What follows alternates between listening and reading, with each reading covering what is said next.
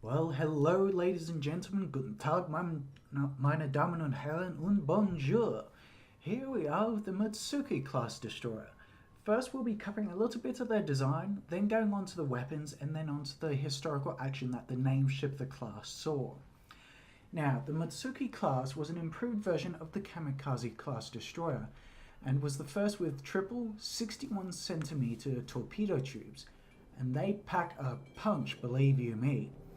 In terms of its engine power, two Parsons geared steam turbines, each of those having its own separate propeller shaft with four Campen water tube boilers providing the actual power.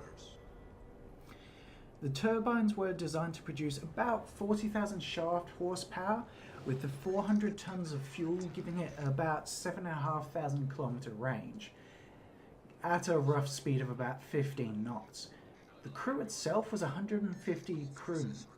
Now, in terms of the weapons, of course, you've got your 61 centimeter torpedoes in dual triple launchers, but you've also got dual 12 centimeter or 4.7-inch guns, two less than the prior destroyer.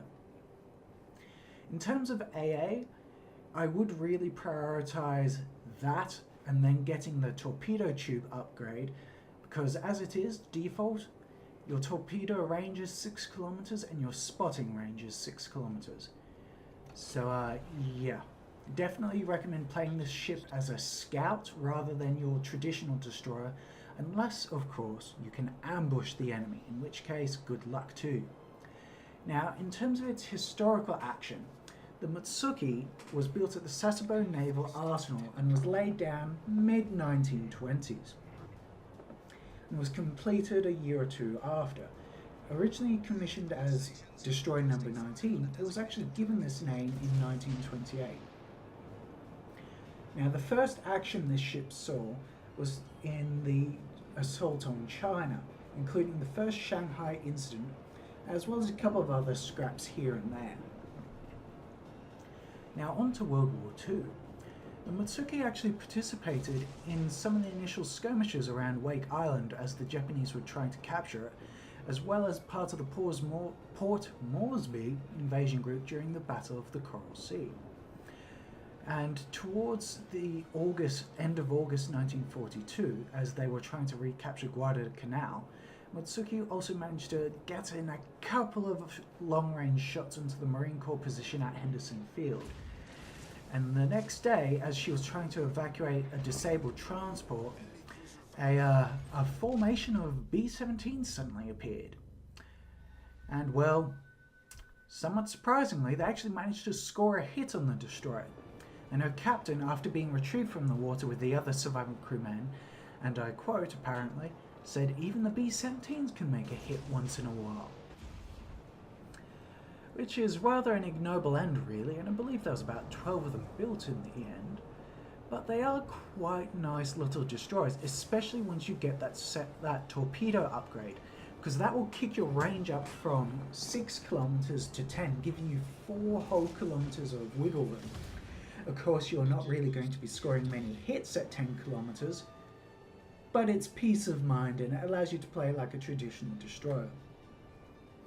Now, this sort of a tactic here is perfect for the early Mutsuki plays, especially since I didn't really need the whole 10-kilometer range, as I had ambushed him as he came around the island.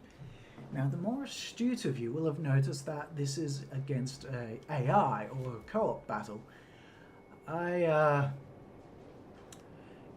just wasn't really having much luck, to be honest with you, when I was trying to record footage, so I decided to cut my losses and get a move on. Now, as you can see here in this lovely shot from the rear, it's got 6 triple barrel AAs and then a couple of light machine guns on the rear. Now, whilst you aren't really going to be shredding the enemy aircraft formations, it does at least allow you to act as a bit of a picket line against the more vulnerable ships if there's no other sort of AA protection, and he is hoping you're not in firing line of any of the enemy ships. As Silverpen and I have actually had to perform AA duty in our destroyers from time to time, and this has allowed us to score a couple of hits and help to keep the bigger ships alive. Now, of course, here I am trying to go through between these two islands, trying to frantically defend our bottom capture from any ships heading that way. As well, when you're in a destroyer and you've lost half your health, you want to pick and choose your fights rather than get into an outright brawl.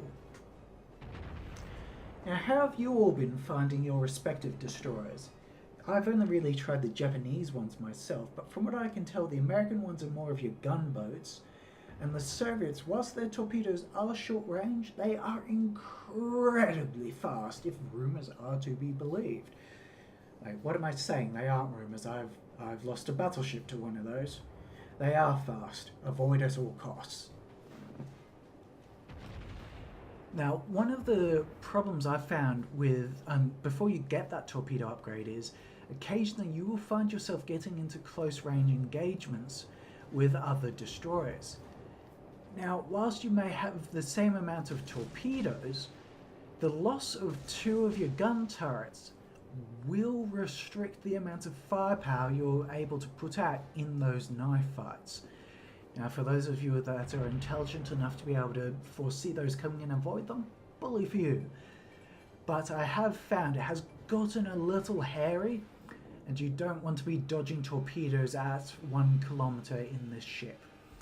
Now, here I am, having gotten off 2 salvos of torpedoes for that enemy battleship, getting into the shadow of the island to cover myself against oncoming fire, and using that friendly ship as a sort of distraction or decoy. Here I am going to try and sail out in front of this friendly battleship whilst the enemy team is distracted with the cruiser and the battleship to my left. Of course, by this stage I'm hoping frantically that I manage to get across, and I do with about 100 meters to spare.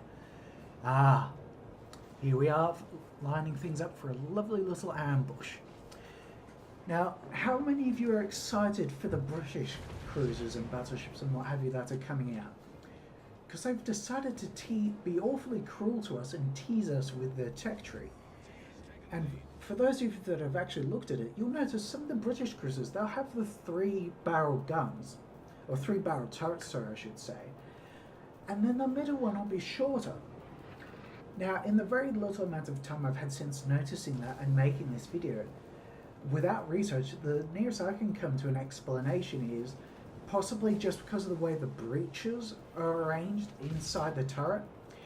Think sort of similar to how the Firefly and maybe the Achilles tank destroyers had to rotate their gun breaches to the side just so they could actually fit them in the bally tank. Now here we are ambushing the ship, popping smoke, hard course alteration, and it is gone. Ladies and gentlemen, I do hope you've enjoyed this little trip down historical lane, and this is all for now. I'll see you around. Cowardly Hames, signing off.